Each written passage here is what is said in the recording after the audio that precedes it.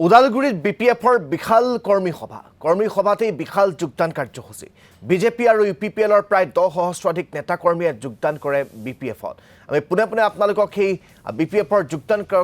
কাৰ্যসূচী আৰু বিশাল কৰ্মী সভাৰ মাজলৈ পোনপটীয়াকৈ লৈ যাব বিচাৰিছো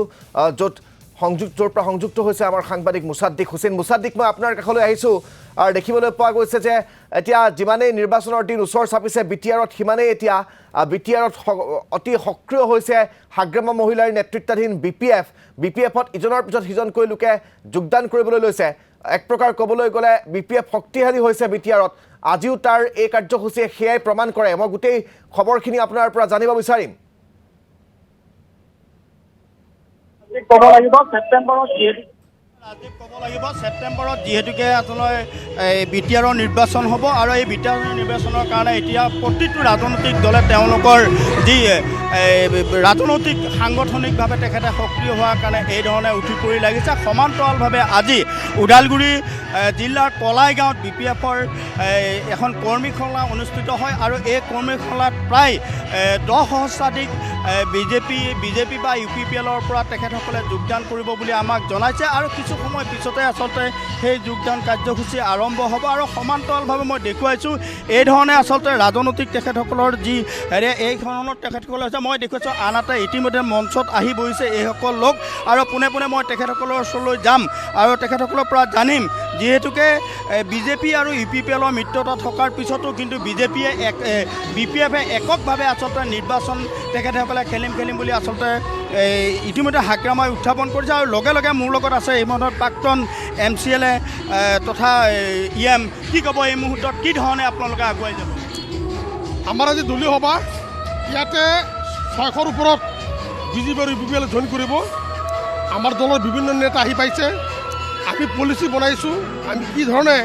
BTC চৰকাৰ গঠন কৰিব পাৰোঁ ইতিমধ্যে বিপিএফ দল হিচাপে আমাৰ টাৰ্গেট 27টাৰ পৰা 30টা সমষ্টি আমি কেনেকৈ জয়যুক্ত কৰি হাগ্ৰামা মহিলাৰীক BTC চিফ আমি বনাব পাৰোঁ তাৰ কাৰণে দলে বিভিন্ন পৰ্যায়ত দলীয় পৰিকল্পনাৰে কাম কৰি আছে আজি মধুবাৰী সমষ্টিত আমাৰ দলীয় সভা ইউথ ওমেন আৰু BSU ভাতৃ সংগঠন তিনিটাৰ আজি দলীয় সভা প্ৰায় 3000 মানুহ ইয়াতে গোট খাব আৰু 600তকৈ অধিক বিজেপি আৰু ইউপিপিএল 600তকৈ অধিক বিজেপি আৰু ইউপিপিএল দলৰ পৰা আমাৰ দলত যোগদান কৰিব প্ৰমোদ বৰুৱা আচলতে শান্তিৰ কথা কৈ আছে শান্তিৰ হেৰিত আচলতে এতিয়া যি MCLA এগৰাকীয়ে এই কথা উত্থাপন কৰিছে বা অস্ত্ৰ ধৰি তেখেতসকলে লৈ যোৱা কথা কৈছে কি ক'ব এই মুহূৰ্তত একচুৱেলি দুৰ্ভাগ্যজনক ঘটনা প্ৰমোদ বৰুৱাই পৰিৱৰ্তনৰ নামত তেওঁ যি ঢাক ঢোল বজাইছিল তেখেতে সদায় সভা সমিতিত হাগ্ৰামা মহিলাৰী 17 বছৰৰ উদাহৰণ দিয়ে কিন্তু প্ৰমোদ বড়োৰ নিজৰ দলৰ এজন MCLA চৰিত্ৰহীনভাৱে এটা দুৰ্ঘটনা কৰিছে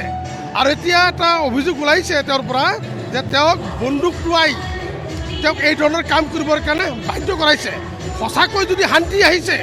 প্ৰমোদ বড়োৰ নেতৃত্বত তেতিয়াহ'লে বন্দুকৰ জনজননী ক'ৰ পৰা আহিল গতিকে নিশ্চিতভাৱে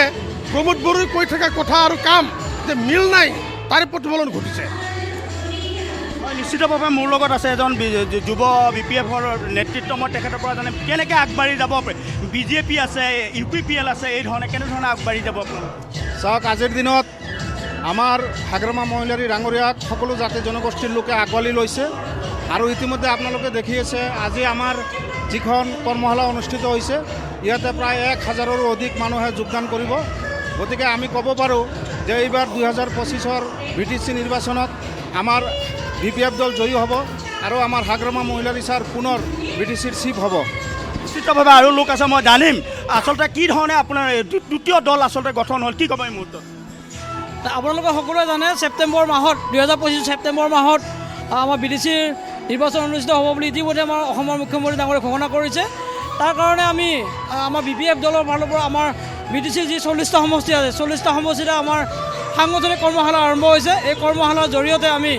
আমাৰ দলৰ সাংগঠনিক ভেটি দৃঢ় কৰিব বিচাৰিছোঁ ইতিমধ্যে আমাৰ বিপিএফ দল BTC সক্ৰিয় হৈ আছে আপোনালোকে সকলোৱে জানে গতিকে আমাৰ 1 2 3 বুলি কোনো কথা নাই বিপিএফ দল বৰ্তমান 1 নম্বৰ পজিশ্যনত আছে আমাৰ BTC এৰিয়া